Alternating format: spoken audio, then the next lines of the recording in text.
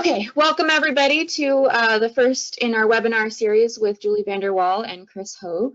Before we get started, I wanted to say a quick thank you to all of our sponsors who have made this webinar possible. Snake River Salmon Recovery Board, Derby Canyon Natives, Mountains to Sound Greenway, Tetra Tech, Department of Ecology, Okanagan Conservation District, and of course my employer, Yakima Basin Fish and Wildlife Recovery Board. Without their support, we wouldn't be able to host webinars like these. So let's jump right in. Julie Vanderwal has worked at the intersection of environmental science and education for over 20 years. She holds degrees in environmental technology from the British Columbia Institute of Technology and child development and education from Barstow College. Julie has taught in outdoor and ecological education and public school contexts, working with all ages in southern British Columbia, Northern California, southeastern Quebec, and north central Washington. She worked for a decade as conservation coordinator for the Okanagan Highlands Alliance, coordinating education and restoration programs.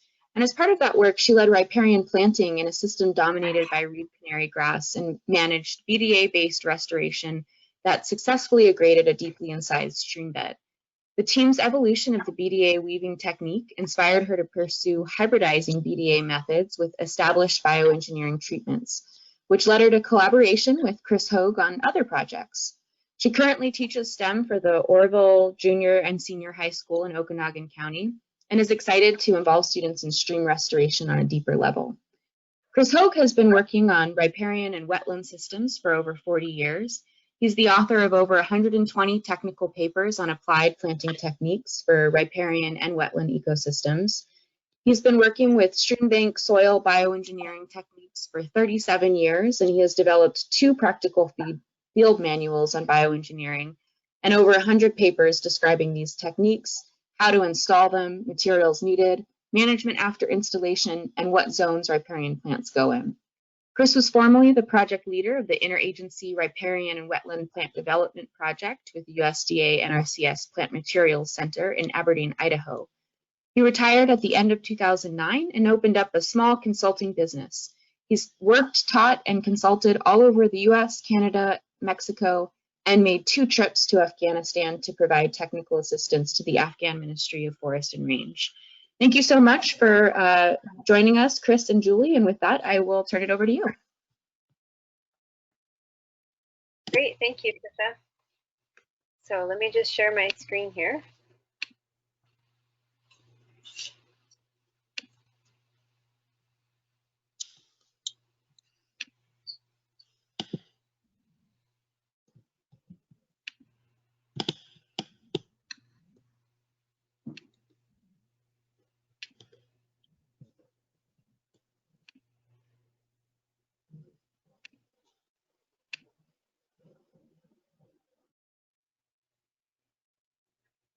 Okay, thanks so much for that welcome, Trisha. Chris and I are both really excited to be here today.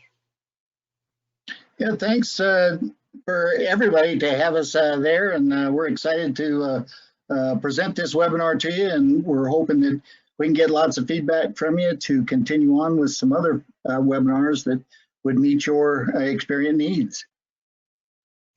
All right, so looking at our outline for today, we're going to talk about the context for bioengineering. And we know that a lot of folks are practitioners who are very involved working in riparian areas, so we're going to take a chance to appreciate riparian zones together and the functions of those zones.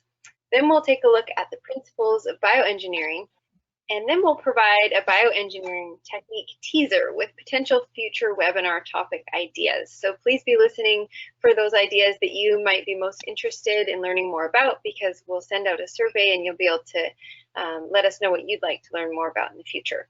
And then we'll close with a question and answer period. So just for starters, you know, we have nonfiction, we have fiction, and in between we have taken out of context. And we've all been there before. So we wanted to start by looking at the context for bioengineering.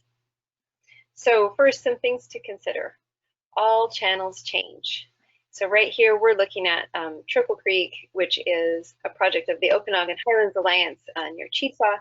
And it's just an image showing us how systems are very dynamic and they're always changing. And here we're seeing the planform change in response to an installation that was done.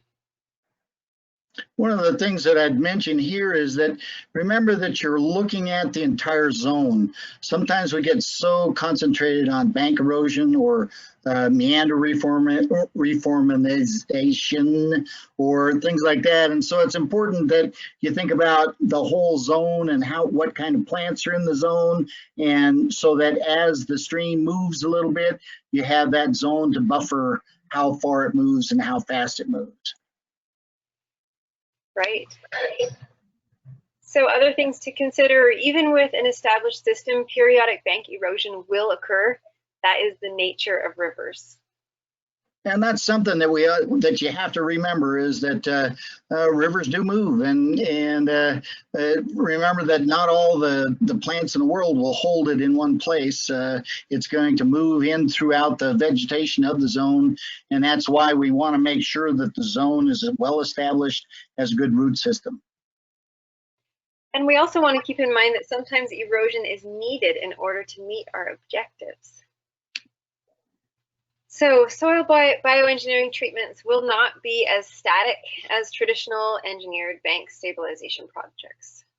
An example of this is this particular chute, concrete chute for the Colfax River that goes right through the town of Colfax, Washington. And they had to put it in the concrete chute because, of course, the river goes right through the middle of town and you have houses and businesses and parks and all kinds of things that they don't want destroyed by the river. So when you do this, of course, there is no structure there that is built for reducing the velocity and the energy of the water as it goes into the chute. We don't have the other functions that a riparian zone gives us. And so when the water goes through, it just rips through. And you got to remember, as it goes through, it gets faster and it comes out the other end.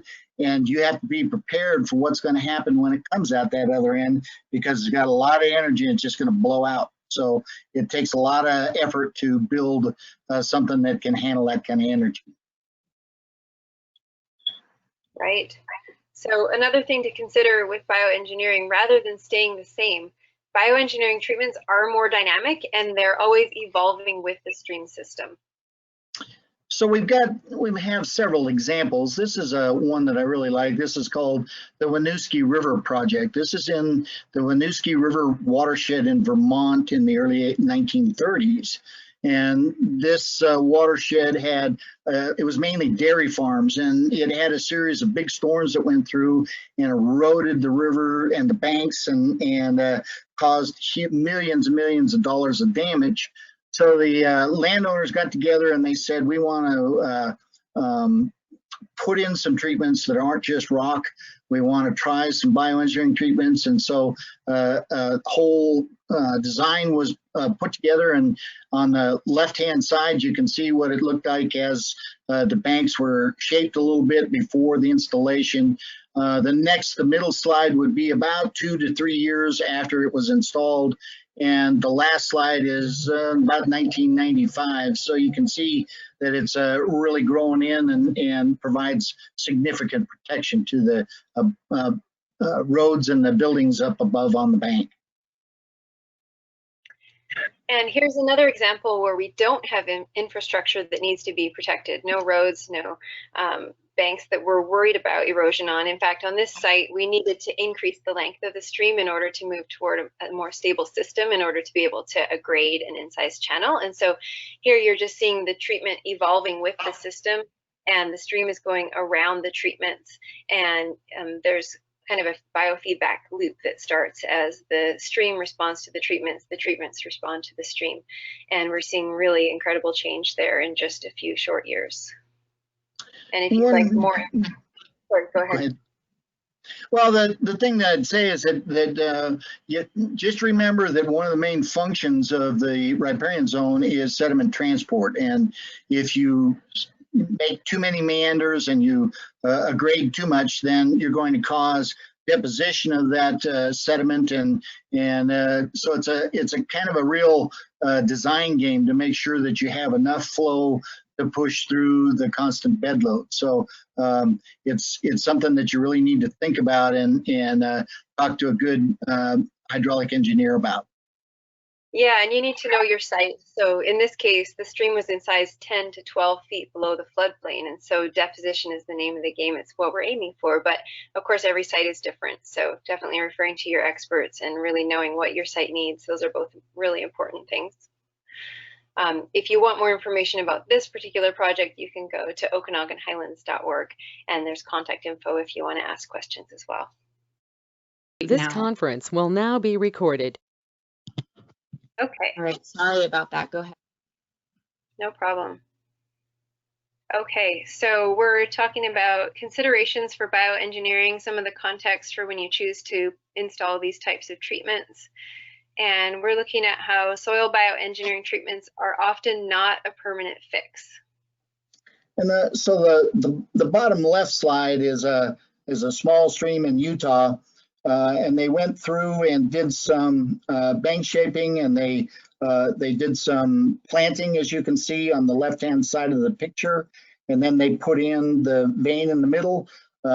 And what happened was, if you look right on the right side of the vein, you'll see a coir log that broke loose upstream, floated down, and jammed into the opening that was supposed to allow the water to go through and not push out against the bank.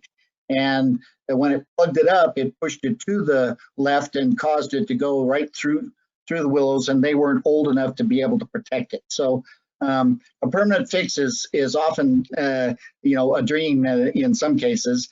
On the right side, this is one that was in, it was North Dakota, and they did a huge treatment there, and that bank was extended out into the water, another 15 feet, and then that's coir fabric that's hanging down in there. There is a whole bunch of planting, but it's all underwater, so they didn't calculate the amount of water going down. It eroded underneath, and the entire project was lost. So sometimes a permanent fix is not in the cards. Yeah, so there are a lot of variables, and we have to be able to accept a certain level of risk if we're going to use bioengineering. Even though we often don't create a permanent fix, the intent is with bioengineering to support and restore those natural processes so that restoration can continue over time. And so that's what we're looking at here.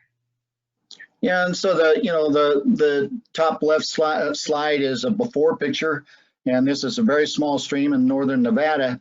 And what we were looking for is to be able to get some riparian vegetation reestablished. It had been gone for a number of years. This had been grazed very heavily over in the past. And so we went in and did a lot of planting, and we did a lot of adjustments. And what you see in the right-hand side is the results over about a few years, a lot of years. And the willows established well, and in addition to that, the sedges really started growing in, and on the floodplain that didn't have any vegetation at all, as you can see in the upper left. Nice. So we also have to consider that the growth and development of the whole riparian buffer is crucial. That's going back to Chris's earlier comment, and that this requires maintenance to accomplish. So, an operation and maintenance plan is pretty important, especially if you're installing any kind of bioengineering structure. The slide on the lower left happens to be in California, and what we have there is a brush revetment made out of old Christmas trees.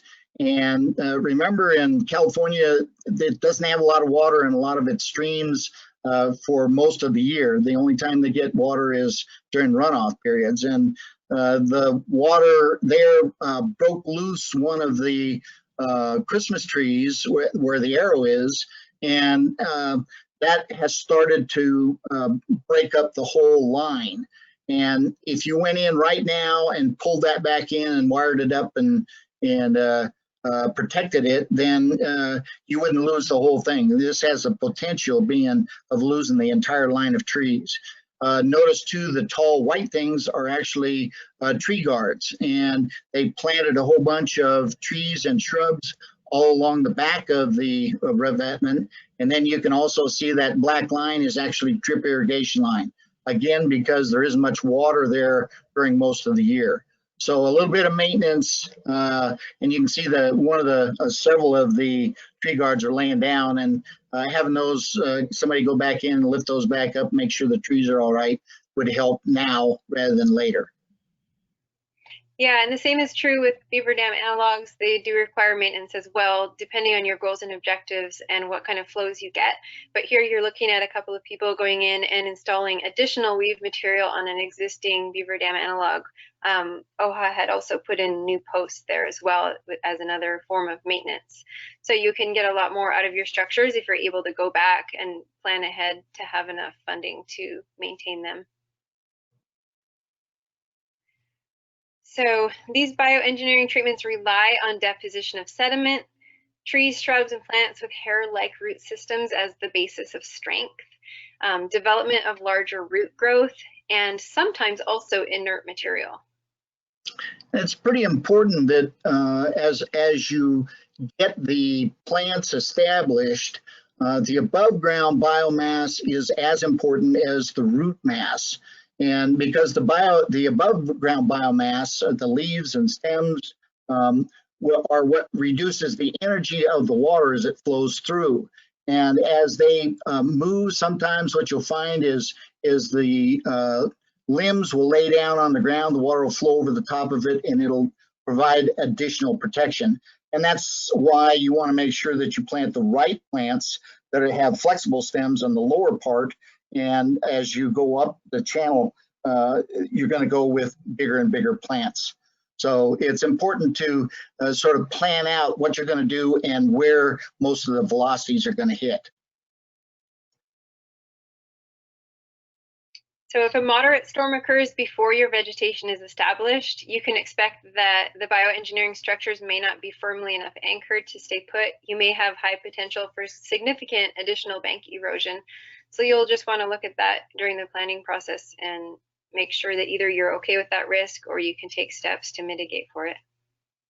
And the other part of that is making sure that the bioengineering structures that you install are soundly designed and that you have the right amount of the structure in the bank as protection. You also have the plants in the right places to help with holding the whole bank together as everything gets established. Right. And also, unanticipated changes can result in unexpected success. So here you're looking at a beaver dam analog that was intended to be channel spanning. It went across the whole channel at the beginning. The water originally flowed straight through this area, but when we unexpectedly had the BDA flank, the stream went around it, we ended up developing so much more sinuosity and channel length that contributed to stability in the channel. And then the whole BDA became vegetated, and it was a better outcome than we had even planned or hoped for. So I think, just a reminder to be open to unexpected failures that can result in success. Just a couple of things to point out and to remember is that you don't want to get too much additional length because that will affect the way the stream flows and the erosion potential. So as you look at this and as you plan, then maybe it's time to really start filling in around the outsides with more trees and shrubs to increase that riparian zone. Yeah, every situation is different. But in every situation, an interdisciplinary team approach is recommended. And so, you can get additional information from engineers, hydrologists, soil scientists, biologists, plant people, and other professionals. Just makes more sense to work together. One of the additional people that I always like to have on the team that I consider the main person on the team is the landowner.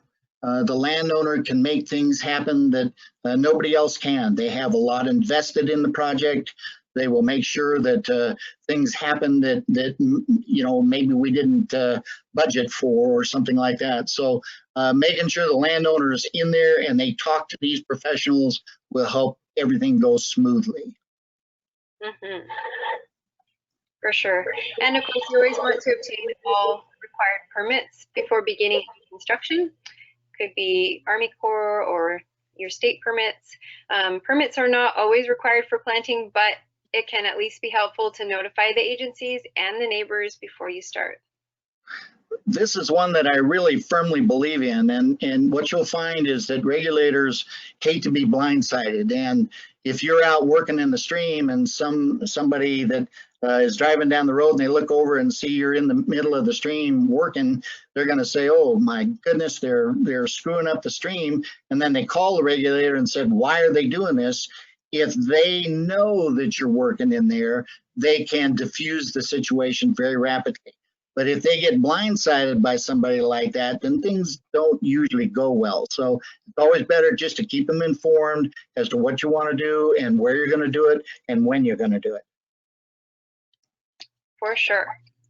So switching gears a little bit, we know that a lot of participants in this webinar are restoration practitioners, and you come to this place already with a deep appreciation for riparian zones. Just in case we have some folks who are newer to the work, we want to just take a few minutes to go over some, and just to help us all together, you know, appreciate what are the functions of riparian zones and how do we know when we're looking at them. So riparian zones are the areas between the aquatic and upland habitats, and they're typically long linear areas along rivers and streams that are occasionally flooded by those bodies of water. And remember that the long linear stream systems are very common in the West. As you move further east, those long linear lines sort of get blurred in with the vegetation, and it's not as easy to tell that they're there. But it's important to understand that the riparian zones are between the water and the uplands, and when you're planting, you want to make sure that you understand that water is the controlling factor for a lot of the plants. Definitely. So our riparian zones may be dry for portions of the growing season. So depending on the time of year when you're looking, you may have to look for more clues to identify their locations. They have saturated soil conditions, and they have vegetation that requires free and unbound water or conditions more moist than normal. Being able to look at these things and remember them will help you to decide where the riparian zone is and where you should be working. It's not always easy to tell, and sometimes in very disturbed conditions, it's very difficult to tell. So trying to keep some sort of order in your thought process and your planning will help you come out with a better plan. So riparian zones comprise only a small proportion of the total landscape. In the West, they're only about 1%. And they've only been recognized as fully functioning dynamic ecosystems in the last 2 or 3 decades. It's really surprising how small a proportion of the total landscape riparian zones are. And we sometimes forget about how big they were in the past. And then in terms of recognizing them as functioning ecosystems, it's surprising how it really wasn't recognized that they were part of an ecosystem. And that's why, you know, the dams were so destructive. People didn't understand what the dams did. So, you know, understanding what an ecosystem, what the riparian ecosystem is, will help you make a lot better plan and a lot better recovery for it. Okay, we're going to move pretty quickly through the next few slides so we have time for our teaser. But just defining riparian zones where water saturates the soil more than in adjacent areas and water-loving vegetation is concentrated. It comes down to what are the 3 most important things to get plants to grow in the West: water, water, and water. All right, so some functions just very quickly. You know, they provide erosion control by regulating sediment transport and distribution.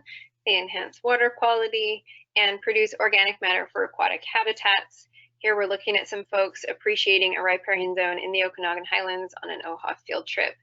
They also provide a lot of wildlife habitat. So we were looking for dragonflies in that picture. Yep, go ahead. Go ahead. Okay, so looking at riparian zone functions, they're indicators of environmental change. They're sensitive to variations in the environment and the hydrologic cycle. And they're among the most diverse, dynamic, complex biological systems on Earth. So the little picture that you see in the upper right is a canary in a bird cage. And when we talk about indicators of environmental change, the riparian zones are sort of the canaries in the coal mines.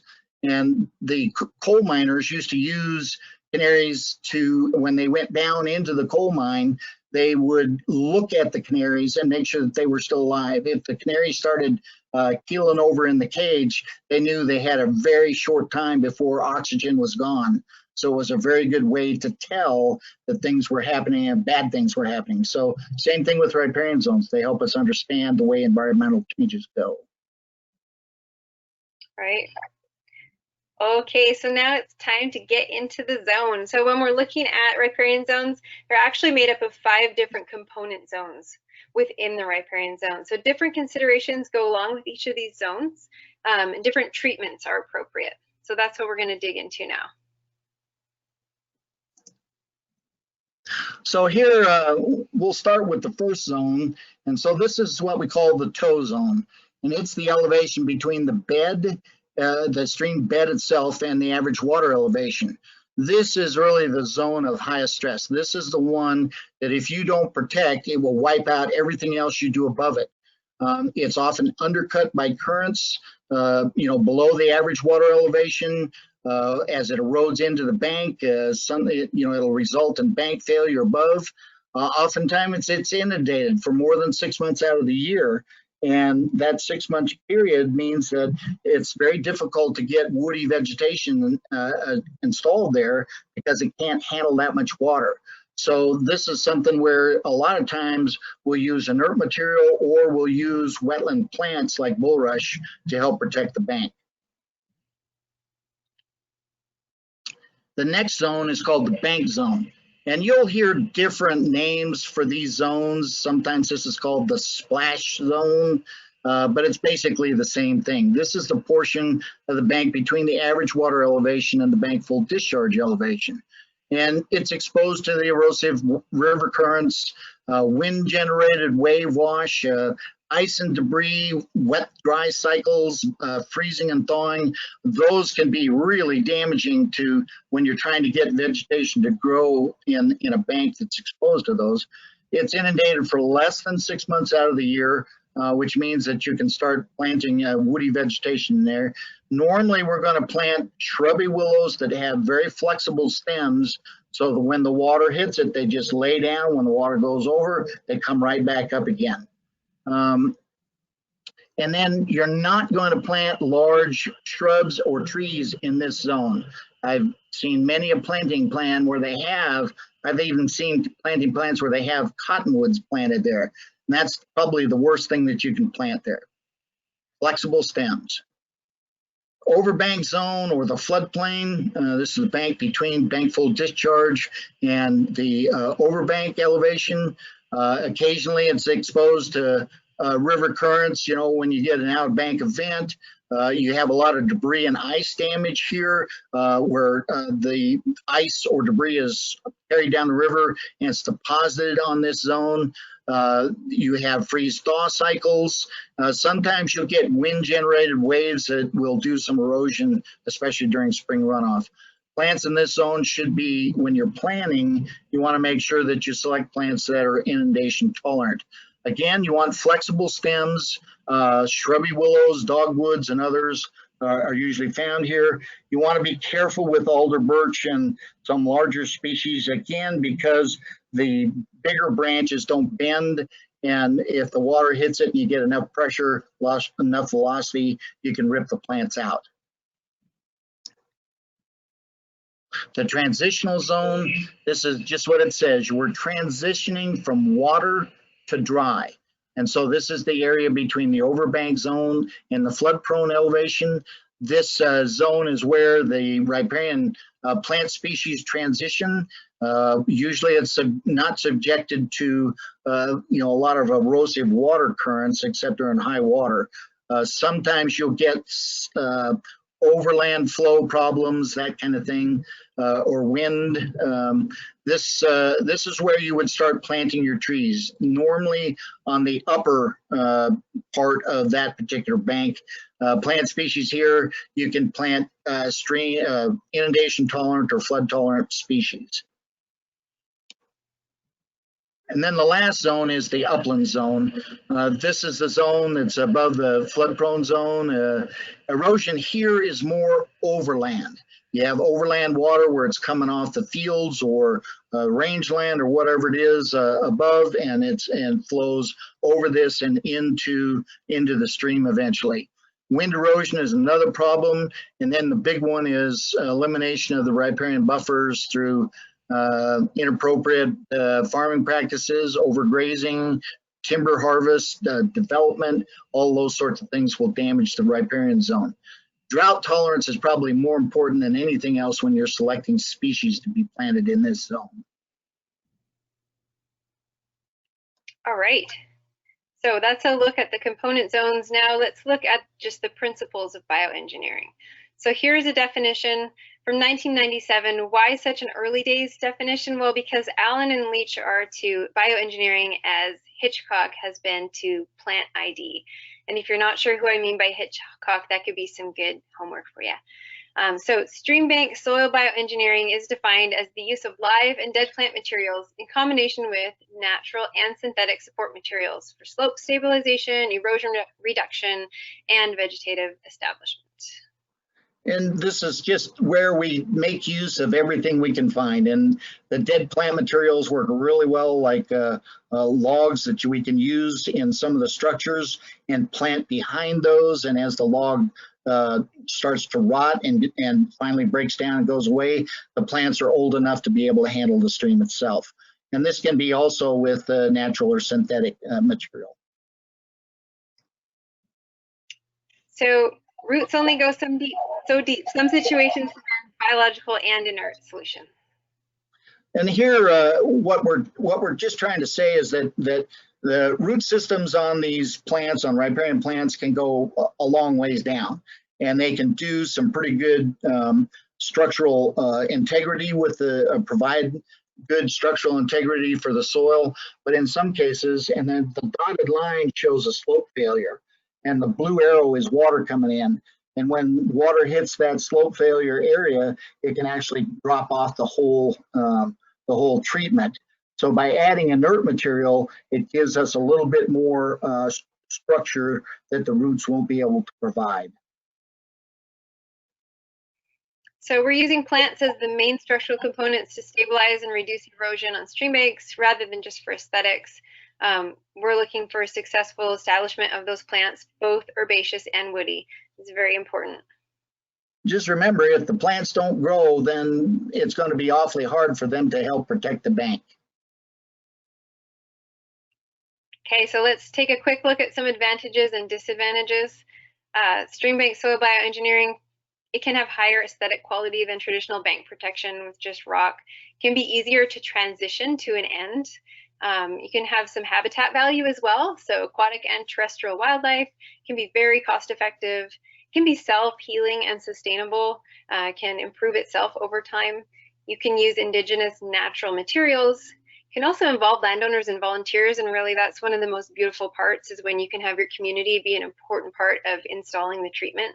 They really feel like, you know, there's some ownership there. And you can also minimize site disturbance. So there's a lot of advantages to going with bioengineering. Yeah, and it's one of those things where it's reasonably priced. When we start adding in something like rock or something, it takes a lot of money just to design it, let alone to be able to get all the equipment and all the rock. So this was a way to be able to use the natural material that's around and make those into structures that can withstand the force of the river velocities and provide potential protection. Some disadvantages, like we talked about, there can be failure to grow. They may be uprooted by freezing and thawing, can be damaged by ice and debris. Wildlife and livestock can come and just feed on it and eat it up. There is maintenance required, and there can be other issues. The big thing here is just to remember that those things can happen, and make sure in your planning process that you think about that and think about, is this a river that has a lot of ice that flows down or a lot of debris, and then plan accordingly. Right. Okay. So now what we want to do is give you a teaser of what some of these treatments look like, so that you can be thinking about what treatments you want to know more about to learn how to install them yourself. So basically, go ahead, Chris. Well, I was just going to say, so we'll go through the same zones that I talked about earlier. And so the graphic on the right is just the same one that you saw before, just to help you identify the tow zone. Some of the treatments that we use in the tow zone are fascines, or cigars of willows, coir logs, root wads, brush revetment, and live beaver dam analogs. Again, you want to make sure that you're using the right species for this, because it's the tow zone and because there's a lot of water. Some of the plantings are going to be very difficult. With most of these treatments, you do have wood that if the plants don't grow, sorry, and if the plants don't grow, then what you'll find is that the wood is still there to provide protection. Or the coir is actually coconut fiber. It has a very high tensile strength. Root wads are, at what it says, just roots. Brush revetments are like Christmas tree revetments I talked about before, and then the live beaver dam analogs. Right, and then as you move into the bank zone, you have some different options for treatments, like brush mattresses, vertical bundles, pole planting, vegetative geogrids, retrofitting established rock riprap, or installing new rock riprap with vegetation being installed at the same time. What you'll find is that in many cases, especially if you start getting near development areas, or where people are building closer than they should to the river, somebody has a $5 million house sitting on the edge of the river, and the stream is starting to erode towards the house, they aren't going to be very happy if you go in and plant a willow. So rock is very comforting, and what we've done is pioneered a bunch of ways that we can use vegetation with the rock riprap, and eventually over time what you'll find is the rock disappears and the vegetation grows throughout it. Nice. And then as you get up into the overbank zone, you can look at options like clump plantings, erosion control fabric, a brush trench, and containerized plants. You'll notice here that these are probably the clumps are pretty big. That's where we're actually going out harvesting a whole clump of plant, like a willow, where we're digging up roots and everything, and we're just transplanting that to a new spot. Erosion control fabric, you saw that in one of the previous slides. That's again the coir fabric, which is the coconut fiber. It's oftentimes required by the permitting agencies. And there are ways in which you can plant under it and through it, and it still provides that protection before the plants are able to provide its own protection. Then containerized plants are a way to provide a lot of diversity to the planting itself. Okay, so now we're going to breeze through some examples. You can be thinking about what you'd like to learn more about. So this one is again, this is Trout Creek in northern Nevada. Very small stream. It was grazed very heavily, and we had this huge cut on the bank, and what we were trying to do is stabilize it before it went into a road that was on the right side of the left side of the slide. So the next thing we did is we came in and designed a brush mattress for it. Next one, Julie. Yep. And this is what happened after we installed it. This is the growth on the brush mattress. Next one. This is the design that we came up with. This is just a way to show people how to build it. And we tried to put in some of the most important factors of it. What you'll find with bioengineering treatments is there's a lot of art to it, and there are very few people that will install it exactly the same way as somebody else. But as long as you're using the right principles, it can be very successful. And the next one. This is, again, on Trout Creek.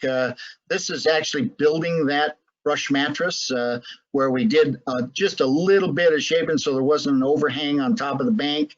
Then we're putting the willows in, standing upright against the bank. We want to make that thick enough so we can't see the bank through the willows. So as you can see, there's a lot of guys in there working and planting. And then that big round thing at the bottom is called a fascine, and we'll talk about that here in a second. This is a way to build a fascine and install it. We have, in one of the manuals I have, there are instructions on how to build it using these pictures as a way to show you how to do it. Next one. And then what you see here is the fascine is just sitting there waiting. It isn't actually installed yet. It was a lot easier to put it down before you have the standing willows there so you can get it over the top of them. So it's just sitting outside, and if you look at the stakes at the base of where the guys are standing, those are the stakes that are going to hold it from going downstream. So the fascine would go over the top of that, and then a series of stakes would go in between it to hold it there. Then the next thing is the vertical bundle. The two most common points of failure on any bioengineering treatment is the upstream end and the downstream end. So we have to do actual extra protection there to make sure that they don't break down there or erode. And so this is a vertical bundle, which is a bundle of willows. You can see it there. It's been installed with the butts down, and then the stout stakes to hold it there. And then that will grow, as the next slide shows. These are a couple of those in the same place. The 2-year-old willow is a different species than the one on the right, but they were installed in the same place. Next. Okay. Nice job, Chris, with going so quickly through those. We wanted to leave some time for questions. So this comic says, it's time we face reality, my friends. We're not exactly a rocket scientist. The nice thing is you don't have to be a rocket scientist to do bioengineering. That's right, and the other point I'd like to point out is that there are no cookbooks here. You can't just go to page 12 and say, oh, this is what I need. You have to look at the stream. You have to understand what kind of flows you have, what kind of flooding you have, what are the soils, what kind of species you have around there, where can you get the plants that you want to plant. So in rocket science, again, everybody, it's an artistic thing. And as you put in, you'll learn a way that you like to do it. And then hopefully going back and looking at monitoring and maintenance, you can determine how well your system went. And you want to do that early enough that you can go in and add more or fix it. Great. So I think we're ready to take questions. Great. Thank you, Chris and Julie. If anyone has questions, please enter them into the chat box and we'll try to get to those. The first question we did have is, it was mentioned that the riparian zones are now only 1% of the lands. Do we have statistics on how much has been lost? Yes, there are statistics on that, and I can't tell you right off the top of my head where those are, but I think, well, there are several, and if you want more of that, you can email me and I can send that to you. But there have been really a concentrated effort to try and find out how much loss there is, and whether we're gaining or losing, and where that's most common. Hi, this is Landon. I'm going to be helping Heather with the questions. Julie and Chris, thank you again so much for presenting. Great job. The second question is, appreciating that riparian systems and rivers are dynamic, what considerations should we have balancing planting or bank engineering and accepting that the channel may migrate throughout the floodplain? That is a really tricky balance to find, and every project is different. We found at the Triple Creek site that it really helped to concentrate our planting effort on the inside of the meanders, where we knew that the stream was most likely to change on the outside of the meander, and so our plantings were more stable in those places. And it is really hard to do, to make big changes to the channel plan form while concurrently installing plants. But yet you want to get your plants in the ground because it takes time for them to grow. So that was one of our best compromises, was to really identify the inside of the meanders where we could concentrate the plantings to keep them safe while the channel was really actively changing, and then to continue to plant every year depending on the results of each flow or high flow event. And sometimes, if you do plant on the inside of the meander, you are sort of moving the water to more of the outside of the meander. So when you do that, then what I like to do is plant more of the zone. If I can plant more of the transition or upland zone, then that gives me more plants that will grow as the stream continues to adjust. Mm-hmm. It's an excellent question. Really good. Great, thank you. The next question is regarding the commonly referenced riparian zone image that you used, and just the wide diversity, wide variations of conditions that we see out in Eastern Washington, and how project managers take into account sort of the different geological and soil conditions, aspect rainfall that could eliminate or limit some of those zones in different places. How does project managers kind of account for those variations? Yeah, and that's one thing, if any of you have taken one of my classes, you'll know that I spend quite a bit of time on zones. The thing about zones is that you will not find all the zones all the time. Sometimes the zones may be 6 inches wide, sometimes they may be 30 feet wide. And so what we were trying to do is be able to give you an idea of what a zone is technically, and then when you're out looking at the stream that you want to work on, then trying to figure out, okay, I don't really have a bank zone here, but I have a floodplain, I have a tow zone, and then designing your treatments based on what zones are there, and trying to develop maybe a bigger part of the zone or bring it back a zone, and understanding that not all streams will have all the zones. I'm not sure I answered the question completely, but another thing that can be really helpful is, if you don't know what the future conditions are going to be, and you do know that it's going to be a dynamic system that changes in uncertain ways, is to just not have all your eggs in one basket. So you can take an area and plant species that are drought tolerant and species that are flood tolerant, and plant them more closely than you want them to be in the future, because half of them may die. But that way you have some species present that will be appropriate for future conditions, regardless of which way it goes. And so that's also another technique for being, concurrently planting while the conditions are changing. Yep, I've done that too. Yep, absolutely.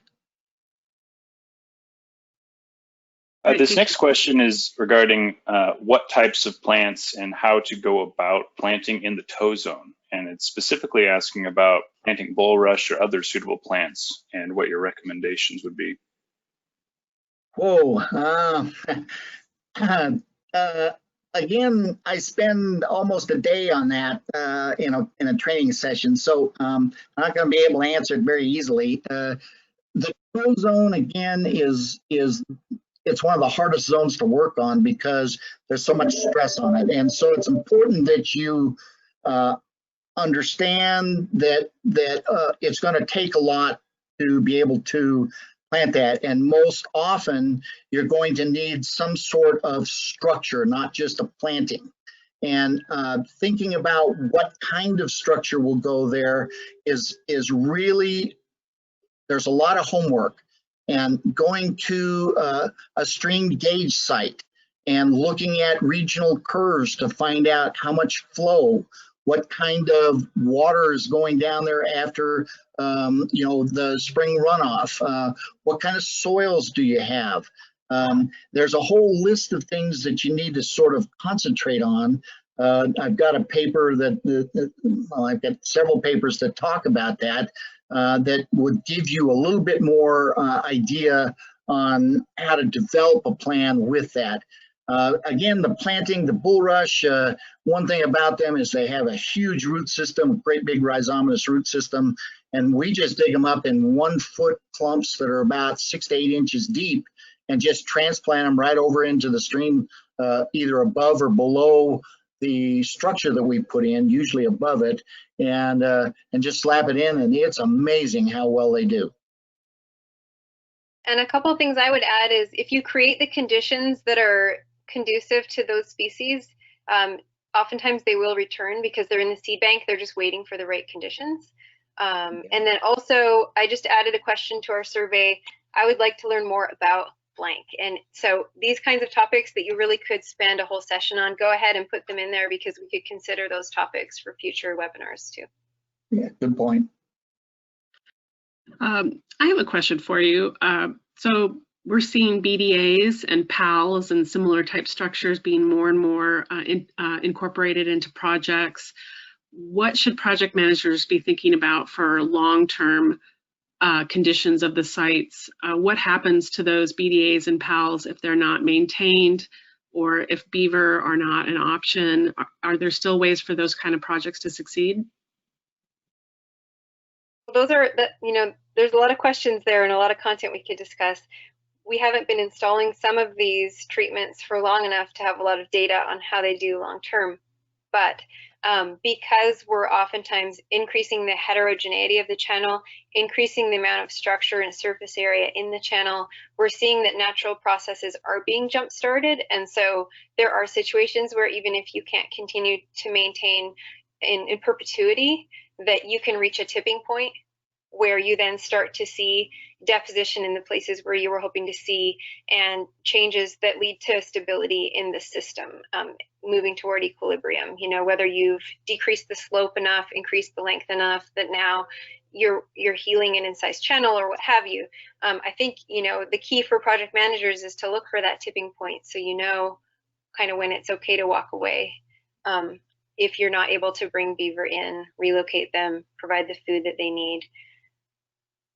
So one thing I'd say too, I'd emphasize what Julie said, is that there's not a lot of long-term data on those, and so knowing what they'll do in the long term is a real question mark. So, but you have to, if you follow the guidelines like Julie's talking about, at least you'll be prepared for some of the things that might happen.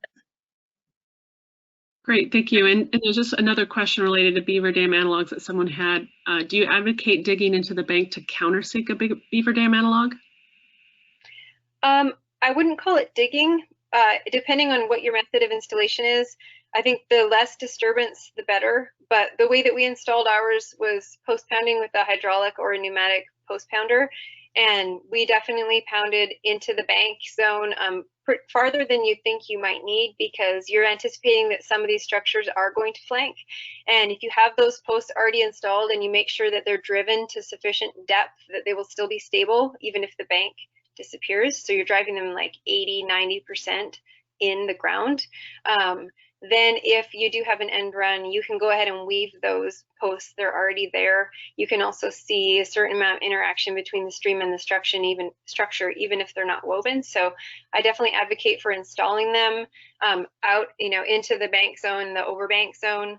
I just wouldn't characterize it as digging, because that sounds like more disturbance than you would want. Yeah, I'd agree with that for sure. And I think that if you're using, a lot of times you can use the same principles that we use for pole plantings, where you're driving those in as live plants and allow them to grow. So, and it depends on how much, of course, how much banging you're doing. But if you do some splitting and that sort of thing on, if it splits, you can also cut it off a little bit. So there are several things you can do to help with that. And that's the interface of bioengineering and your classic BDA, where you could actually consider pounding in a live plant materials rather than only inert wood materials.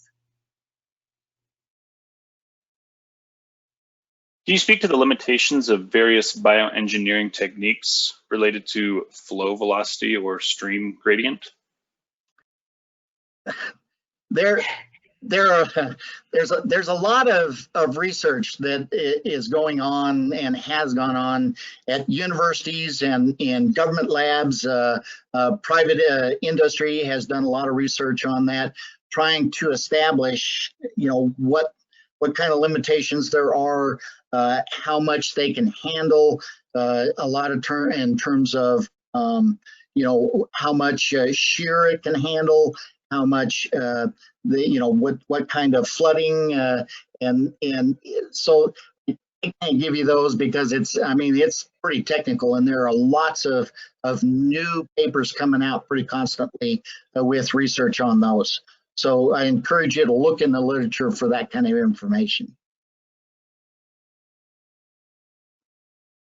Great, that's all the questions we have for now. Does anyone have any last questions before we end our presentation today? I've got one, Heather. Okay. So I'm just wondering, especially considering how dry and arid our climate is, and that it's very difficult to put smaller plants into a lot of these riparian areas and expect very high survival. So what kind of emphasis do you like to put into the maintenance of these sites and in terms of irrigation? And to me, that the irrigation is one of those things that you have to sort of add up in your planning process to decide if you have the money for something like that. And sometimes what I'll do is plant plants that are bigger that I can get going, and then that creates a better environment for smaller plants, and then come back in a phase 2 planting where I add that diversity and some of the smaller containerized plants. So it's it's definitely one of those things where it's budget driven, number one, and number two is there a source for the water? Remember, removing water to irrigate plants, you got to have in Idaho, you have to have water rights, and so it's one of those things that it becomes also a legal problem in terms of using water if you're going to try and pump it out. So there are a lot of considerations that would go into determining whether you can irrigate. And sometimes I just like to sort of build up and get more organic matter and bigger trees that provide shade and that kind of thing. And then plant in phase 2 and phase 3 and phase 4. Something I would love to add to that, I think oftentimes when we're looking at our budgets, it's easy to feel like we can't afford to irrigate. So I just really would like to encourage practitioners and project managers to think about irrigation during the grant writing phase, because there is no reason, unless the grant won't allow it, to plan for that from day one. Once it's in there as a line item, you have it. And it's such a good feeling to know you have the resources that are needed to care for those plants. And honestly, I think it's better to plant half as many or a quarter the number of what you're hoping for and take really good care of them and have them do really well and plan for that. I'd echo that. Yeah, in Washington State, we have irrigation rights, water rights required for irrigating plants as well. So definitely an important consideration, making sure that you have access to water before starting a project. And every state's a little bit different, Heather. Yeah. It's every state is. And Utah, it's verboten. You can't even use tailwater. So it's just depends on where you're at. Mm-hmm. You can also look at planting pole plantings where you're augering a hole down into the capillary fringe of the water table, and you're giving your plant access to water naturally from day one. Mm-hmm. Great. Well, let's wrap up there. This is, of course, one of a 4-part series. Julie, did you want to speak to the next series and steps for that? Sure, yeah. So we'll be putting out a survey right after this webinar today. And so we're going to shape our content going forward based on the feedback that we get from you. So we're looking at, focusing in on just a few of those treatments so that we can dig in more to the details. I know today we covered a lot of different topics and we really scratched the surface just a little bit. And as practitioners, sometimes what you really want is like, give me the details. I want to install one of these. So just please do fill out that survey because it will inform our webinars going forward. We're going to be doing 3 more webinars on the topic of bioengineering as part of this series. And thank you so much for coming. We sure appreciate it, and we enjoyed very much being able to talk to you, and hopefully we gave you some information that you can use. Yes, thank you very much, Chris and Julie. And this video will be available on YouTube. Thanks to Tricia for organizing, and thanks everyone for attending. Hey, feel free to contact us at these email addresses if you have questions. See y'all.